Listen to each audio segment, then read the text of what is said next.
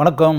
Cine மினிமணி MN Nambiar இருக்கார்ல, அவர் ஒரு திரைப்படத்தில் 10 வேடங்களில் நடித்திருக்கிறார். இந்த விஷயம் உங்களுக்கு தெரியுமா? நடிகர் தலம் சிவாஜி கணேசன் நவராத்திரி திரைப்படத்தில் 9 கதாபாத்திரங்களில் நடித்திருக்கிறார் அப்படின்றது தெரியும். தசாவதாரம் திரைப்படத்தில் கமலஹாசன் 10 வேடங்களில் நடித்திருக்கிறார் அப்படின்றது தெரியும்.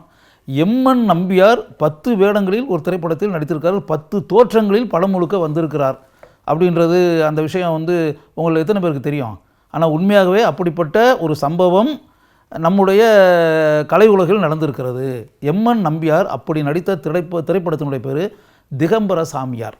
இந்த திகம்பர சாமியார்ன்ற திரைப்படம் 1950ஆம் ஆண்டில் திரைக்கு வந்தது. இந்த படத்தை தயாரித்த பட நிறுவனம் மாடர்ன் தியேட்டர்ஸ். மாடர்ன் தியேட்டர்ஸ் அப்படின்னாலே உங்களுக்கே தெரியும்ல, அந்த படத்தை தயாரித்து இயக்கியவர் புகழ்பெற்ற கலையுலக மனிதரான டிஆர் சுந்தரம். அவர் தான் படத்தினுடைய தயாரிப்பாளர், அவர் தான் படத்தினுடைய இயக்குனர். இந்த திகம்பர சாமியார் அப்படின்றது இந்த பேர் இருக்கு இல்லையா, இது எப்படின்னா அந்த காலத்தில் வடுவூர் துரைசாமி ஐயங்கார் அப்படின்னு சொல்லிட்டு ஒரு எழுத்தாளர் இருந்தார். அவர் எழுதிய ஒரு புதினம் நாவல் இதே பேர்லேயே திகம்பர சாமியார் அப்படின்ற பேரில் ஒரு நாவலை அவர் எழுதியிருக்கிறார். அந்த நாவல் எழுதி அது புகழ்பெற்ற நாவல். அந்த புகழ்பெற்ற நாவலை படித்த டிஆர் சுந்தரம் இதை திரைப்படமாக ஆக்குவது அப்படின்னு சொல்லி முடிவு பண்ணி இந்த திரைப்படமாக எடுத்து இந்த திரைப்படம் மிகப்பெரிய வெற்றி படமாக அமைந்தது. இதில் என்ன பிரச்சனைனா, பல படங்களில் எம்என் நம்பியார் வில்லனாக நடித்து கொண்டிருப்பவர். இதில் வில்லன் கிடையாது, அவர் தான் கதாநாயகன். கதாநாயகனாக இருக்கக்கூடிய நம்பியார் அவர் இந்த படத்தில் ஆக்சுவலாக ஒரு அருமையான கதாபாத்திரத்தில் வருகிறார். கதாபாத்திரத்தில் அவர் என்ன செய்கிறார் அப்படின்னா, சட்டவிரோத செயல்களில் ஈடுபட்டுக்கிட்டு இருக்கக்கூடிய ஒரு நேர்மையற்ற வழக்கறிஞரை, வக்கீலை, அவருடைய வண்டவாளங்கள் அனைத்தையும் மக்களுக்கு அறிவித்து அவர் எப்படிப்பட்ட மனிதர் அப்படின்றத உலகத்திற்கு காட்டுகிறார் அப்படின்ற மாதிரி வைங்க. அப்போ சோமசுந்தரம் பிள்ளை அப்படின்னு ஒரு கதாபாத்திரம், அதுதான் எம்என் நம்பியார் நடிக்கக்கூடிய கதாபாத்திரம். சட்டாம் பிள்ளை அப்படின்றது ஒரு கதாபாத்திரம்.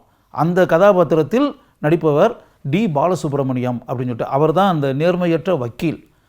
அதை எக்ஸ்போஸ் பண்ணக்கூடிய நேர்மையான மனிதராக எம்என் நம்பியார். திகம்பர சாமியார் இந்த படம் மிகப்பெரிய வெற்றி படமாக அமைந்தது. இதில் எம்எஸ் திரௌபதி அப்படின்னு சொல்லிட்டு அந்த காலத்தில் நிறைய படங்களில் நடிச்சுக்கிட்டு இருந்தாங்க. அவங்க தான் இந்த படத்தினுடைய கதாநாயகி. இந்த படத்தில் இடம்பெற்ற நடன காட்சிகள் அப்படின்றீங்களே, ஏன்னா டிஆர் சுந்தரம் அப்படின்போது மாடர்ன் தியேட்டர் சுந்தரம் அப்படின்போது அவருக்கு வர்த்தக ரீதியாக, ஏன்னா அவர் வெளிநாட்டில் படிச்சுட்டு வந்தவர், அதனால் வர்த்தக ரீதியாக ஒரு படம் வெற்றி பெற வேண்டும் என்றால் என்னென்ன விஷயங்கள் எல்லாம் இருந்தால் அந்த படம் மிகப்பெரிய வெற்றியை பெறும் அப்படின்றது அவருக்கு நல்லா தெரியும். அதனால் அந்த கதையை கேட்கும்போதே உங்களுக்கே தெரியுதுல்ல, இது ஒரு சக்ஸஸ்ஃபுல் ஃபார்முலா அப்படின்றது தெரியலையா.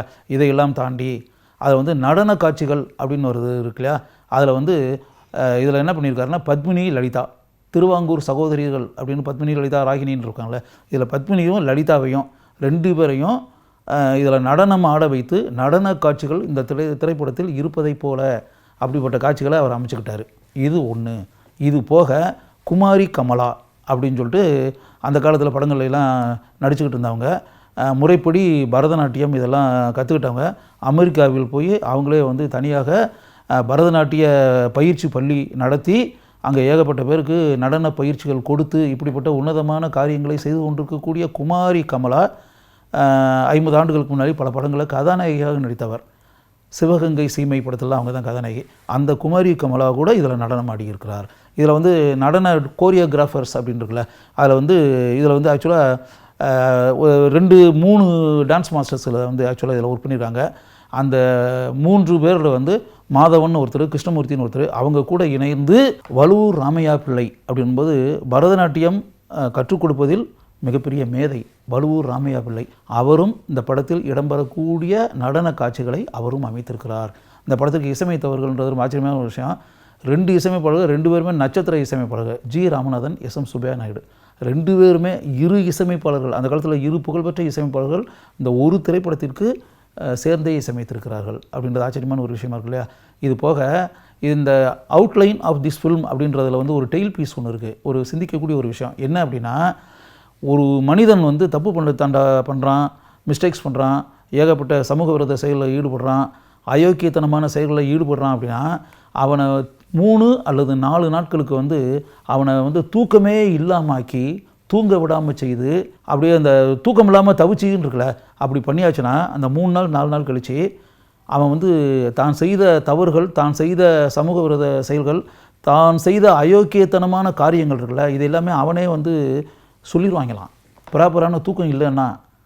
அது யோசிச்சு பாருங்கள். இது எனக்கு இது இப்போ இது பண்ணும்போது புது தகவலாக இருந்துச்சு. இதுதான் ஆக்சுவலாக அந்த திகம்பர சாமியார் நூல் இருக்குல்ல, நூலினுடைய நூல் சொல்லக்கூடிய நீதி அப்படிங்களேன், அதுதான் இந்த படத்தினுடைய மையக்கரு அப்படின்னு வச்சுங்க.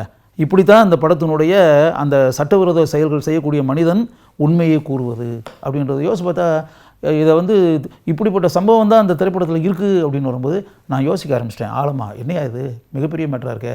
அப்போ உண்மைகளை வெளிக்கொணர வேண்டும் என்றால் 3 நாள் 4 நாள் ஒரு ஆளை தூங்க விடாமல் செஞ்சோம்னா 4வது நாள் 3வது நாள் அந்த ஆள் வந்து தான் செஞ்ச தப்பெல்லாம் சொல்லிடுவானா? தூக்கம் இல்லாமல் இருந்தால் அந்த உன்மத்தம் பிடித்த நிலைக்கு அவன் ஆளானால் தான் செய்த தவறுகளை, தான் செய்த அயோக்கியத்தனமான காரியங்களை வெளியே அவனே தன் வாயால் கூறிவிடுவான். யோசிச்சு பாருங்கள். இதுதான் இந்த படத்தினுடைய மையக்கரு. திகம்பர சாமியார் இந்த படம் வெற்றி பெற்றதில் ஆச்சரியப்படுறதுக்கு என்ன இருக்குது? இப்படிப்பட்ட ஒரு உன்னதமான மையக்கருவை மையமாக வைத்து டி.ஆர். சுந்தரம் எடுத்த இந்த திரைப்படம் எம்.என். நம்பியாருடைய வாழ்க்கையில் மிகப்பெரிய திருப்பு முனையாக அமைந்தது. 10 வேடங்களில் 10 தோற்றங்களில் அவர் படம் முழுக்க வந்து அனைவரையும் வியக்க வைத்தார்.